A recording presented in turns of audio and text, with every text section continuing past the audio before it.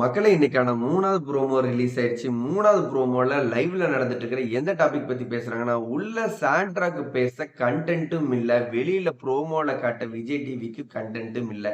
So இந்த ப்ரோமோல எத காட்டுறாங்க அப்படின்னு கேட்டீங்கன்னா, சாண்ட்ரோ இந்த வாரம் இல்ல, அதுக்கு முந்தின வாரம் பிரஜன் எவிக்ட் ஆன வாரத்துல இருந்து திவ்யா மேல ஒரு வயித்தெரிச்சல்ல இருக்கிறத பார்க்க முடியுது.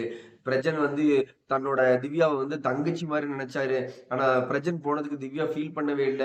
திவ்யா வந்து நான் எப்ப போவேன்னு காத்துட்டு இருக்கிறா. பிரஜன் வந்து நான் வெளியில எவிக்ட் ஆயிட்டு பிரஜன் உள்ள இருந்திருந்தா, கேமுக்கு ரொம்ப நல்லா இருந்திருக்கும்னு நெனச்சுக்கிட்டு இருக்கிறா. இப்படி கூடி, கூடி, கூடி, கூடி திவ்யா வந்து நான் எப்ப போவேன்னு நெனச்சுட்டு இருக்கிறா. திவ்யா வந்து நான் எப்ப போவேன்னு நெனச்சுட்டு இருக்கிறான்னு ஒவ்வொரு ஹவுஸ்மேட் கிட்டயும் சாண்ட்ரா வந்து வாரம் ஃபுல்லா ஒவ்வொரு வாரமும் கதறிட்டு இருக்க முடியும். அப்படி வந்து அமித் கிட்ட பேசிட்டு இருப்பாருங்க வெளியில.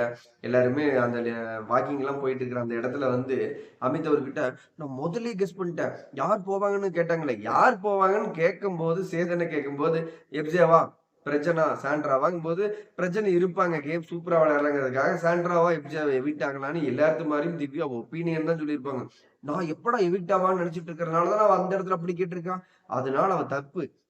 பிரஜன் கூட நல்ல தங்கச்சி மாரி இருந்துட்டு, பிரஜன் போம்போது ஃபீல் பண்ணவே இல்ல. அவ அடுத்து அப்டேட் ஆயிட்டா. இப்போ வந்து அவ வேற ஒரு கேங்ல போய் சேர்ந்துட்டா.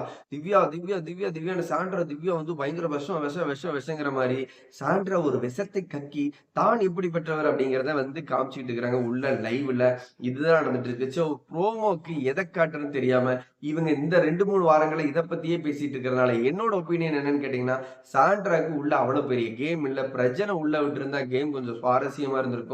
பிரஜன் எவிக்ட் ஆனதுக்கு பதிலா சாண்ட்ராவ தாட்டி விட்டுருக்கலாம் அப்படின்னு நான் நினைக்கிறேன். இந்த வீடியோ பார்த்துட்டு இருக்கிறேன். நீங்க 1 செகண்ட் லைக் பண்ணிட்டு கீழ கமெண்ட்ல சாண்ட்ரா வந்து பிக் பாஸ் வீட்டுக்குள்ள எப்படி எல்லாம் பெர்ஃபார்ம் பண்றாங்க? திவ்யா பத்தி அவங்க பேசிட்டு இருக்கிற அந்த கான்வர்சேஷன்லாம் உண்மையா?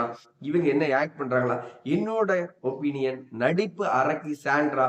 உங்களோட ஒப்பீனியன் என்ன அப்படின்னு 1 செகண்ட் லைக் பண்ணிட்டு கீழ கமெண்ட்ல சொல்லுங்க. நீங்க பண்ற கமெண்ட்க்கு நான் ரிப்ளை பண்ண காத்திருக்கிற பிக் பாஸ் லைவ் அப்டேட்ல அடுத்தடுத்த வீடியோல சந்திக்கலாம். பாய் மக்களே.